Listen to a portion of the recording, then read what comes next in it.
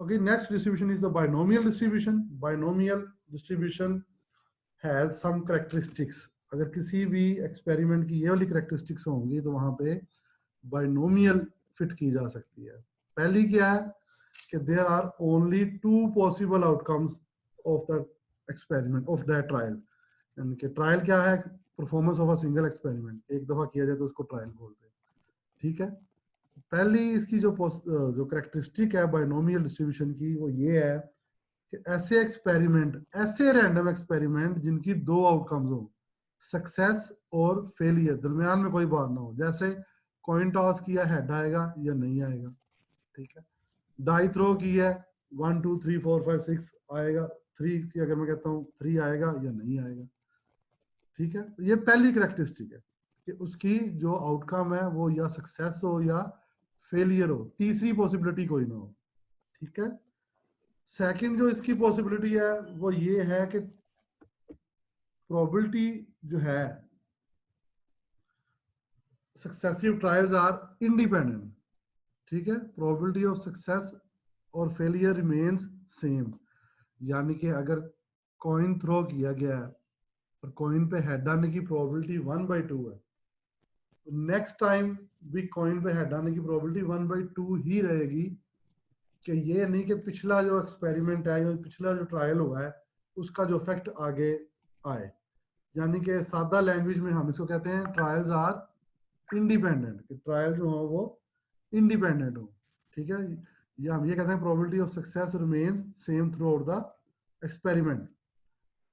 तीसरी इसकी पॉसिबिलिटी ये है, जो करेक्टरिस्टिक है वो ये है कि trials must be repeated a fixed number of times. कि आपने जो ट्रायल करने हैं, जो आपने कॉइन टॉस कर रहे हैं या डाई थ्रो कर रहे हैं, तो आपने डिसाइड कर लेना कि ये मैंने 20 दफा करना है, 30 दफा करना है, 15 दफा करना है। तो फिक्स्ड नंबर ऑफ टाइम्स आपने इसको टॉस करना है, ये यानी कि आप करते जा रहे हैं। यानी कि इस तरह नहीं है tossing a coin until a head appears, इसमें तो वेरिएबल आ रहा है, पता नहीं अब कब आएगा। इस तरह नहीं करना, हमने पहले फिक्स्ड कर लेना है कि आपके जो ट्रायल्स हैं वो 10 होंगे, 15 होंगे, 20 होंगे। यानी कि जो अपना एक्सपेरिमेंट है वो कितनी दफा रिपीट हो रहा है। ठीक है, उसको हम छोटे एन से डिनोट करते हैं। इस डिस्ट्रीब्यूशन को बी एन पी लिखते हैं। एन जो है वो नंबर ऑफ ट्रायल्स है, पी जो है प्रोबेबिलिटी ऑफ सक्सेस है, क्यू यहाँ पे प्रोबेबिलिटी ऑफ फेलियर है। प्रोबेबिलिटी ऑफ सक्सेस और प्रोबेबिलिटी ऑफ फेलियर का जो रिलेशन है आपको पता है वो बराबर होता है P plus Q equal to 1, or we can say Q equal to 1 minus P, or we can say P equal to 1 minus Q। ठीक है, तो ये उसने बताया कि ये जो डिस्ट्रीब्यूशन है ये इस तरह हम शो करेंगे BNP से। अच्छा, अब इसकी प्रोबेबिलिटीज कैसे निकालेंगे, उसके लिए आपको बाइनोमियल फार्मूला शायद याद हो। तो बाइनोमियल फार्मूला क्या होता है?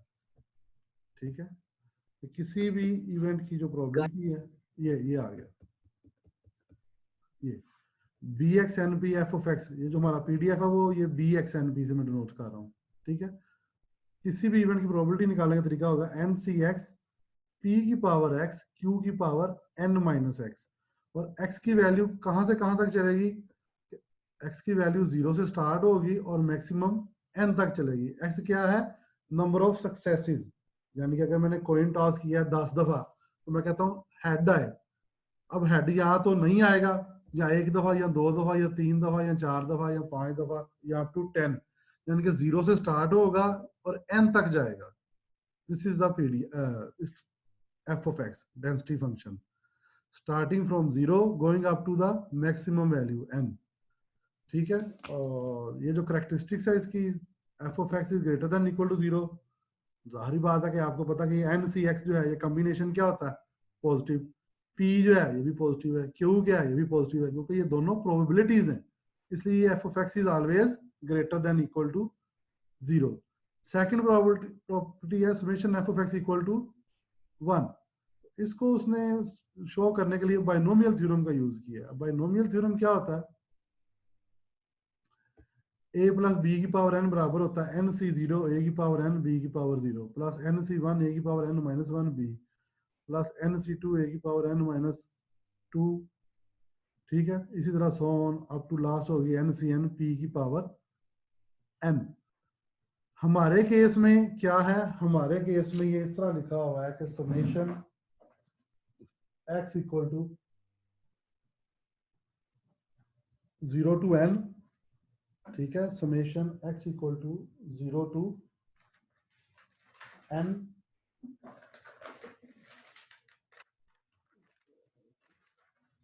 ठीक है। तो अगर आप इसको एक्सपेंड करें, जहां पे a लिखा हुआ है वहां पे q लिखो, जहां पे b लिखा हुआ है वहां पे p लिख दो, तो ये आएगा nc0 p की पावर n q की पावर 0, nc1 q p की पावर n माइनस 1 q की पावर 1। तो ये ऊपर डेंसिटी फंक्शन देखो। अब इसमें आपने x की वैल्यू सबसे पहले 0 पुट करनी है। 0 पुट करोगे क्या आएगा, nc0 q की पावर 0, अच्छा सॉरी, a की जगह पे आपने q लिखना, b की जगह पे p लिखना, यानी कि ये उल्टा है। यानी कि a को q से रिप्लेस कर दो और b को p से रिप्लेस कर दो इधर, ठीक है। इस ऊपर वाले फार्मूले में पहली वैल्यू क्या आएगी, nc0, a क्या है आपके पास, q है, q की पावर क्या आएगी, n, p की पावर 0, तो nc0 p की पावर 0 q की power n plus nc1। Similarly आप सारे का सारा ये जो डिस्ट्रीब्यूशन है इसको कैरी आउट कर सकते हैं, ठीक है। इसमें ना एक और जो बात ज़हन में रखो, इसमें सिमिट्री होती है। सिमिट्री समझते हो कि nc0 का भी वही आंसर होगा जो ncn का आंसर होगा, nc1 का भी वही आंसर होगा जो ncn-1 का आंसर होगा, nc2 का भी वही आंसर होगा जो ncn-2 का होगा। यानी कि इसके जो कोफिशिएंट है अगर वो ऐसे चलते हैं ना 1 2 4, तो आगे से वो 2 1 वापस भी आएंगे, यानी कि 1, अगर ये इसके कोफिशिएंट चल रहे हैं 1 2 4 8, तो वो आगे से आएगा 8 4 2 1, यानी कि इस ट्राइंगल सी बनती है बाइनोमियल का कोफिशिएंट, ये आप चेक कर सकते हैं, ठीक है। तो जब हम ये वैल्यू यहाँ पे रिप्लेस करेंगे तो समेशन एफ ऑफ एक्स का मतलब है कि ये जो फंक्शन एफ ऑफ एक्स है इसका सम करना है। तो इस फार्मूले को हम एज अ सम भी लिख सकते हैं। ये किसका सम है, समेशन एक्स बराबर है 0 to n c x p की पावर x q की पावर n माइनस एक्स। यहां से ये फार्मूला जो है वो प्रूव हो जाता है कि इसकी, क्योंकि q प्लस पी आपको पता 1 होता है, तो 1 की पावर n कुछ भी ले लें वो 1 ही आए। राइट हैंड साइड आपकी ये है एन सी एक्स पी की पावर क्यू की पावर n माइनस एक्स, और left hand side q plus p है, तो q plus p equal to 1 है, इसलिए ये जो राइट हैंड साइड है इट इज इक्वल टू 1, ठीक है। Next we have to find its mean and variance. तो मीन कैसे निकालेंगे, x से मल्टीप्लाई करेंगे, x n सी एक्स। अब इस x को इस n सी एक्स के साथ मैंने सॉल्व करना होता है। कैसे सॉल्व करेंगे, ये x है, n factorial over x factorial n minus x factorial.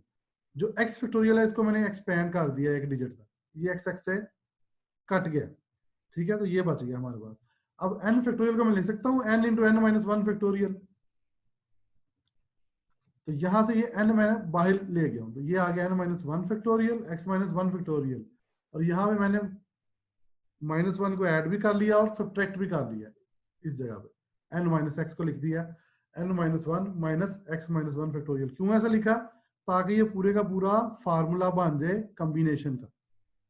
This is the combination of n minus 1 c x minus 1 p की पावर x q की पावर n माइनस एक्स, और ये x कहां से स्टार्ट हो रहा है 1 टू n, ये फार्मूला हमारे पास आ गया, ठीक है। अब आपने क्या करना है, पुट कर देना है x माइनस 1 की जगह पे y। जब x अप्रोच करेगा 1 को, y अप्रोच करेगा 0 को। मैं क्यों ये रिप्लेसमेंट कर रहा हूं, मैं इसलिए ये रिप्लेसमेंट कर रहा हूं कि ये मेरे पास p प्लस क्यू का फार्मूला सा बन जाए, ठीक है। तो ये मैंने रिप्लेस कर दिया समेशन y, x की जगह पे y आ गया, ये आ गया p की पावर y प्लस 1।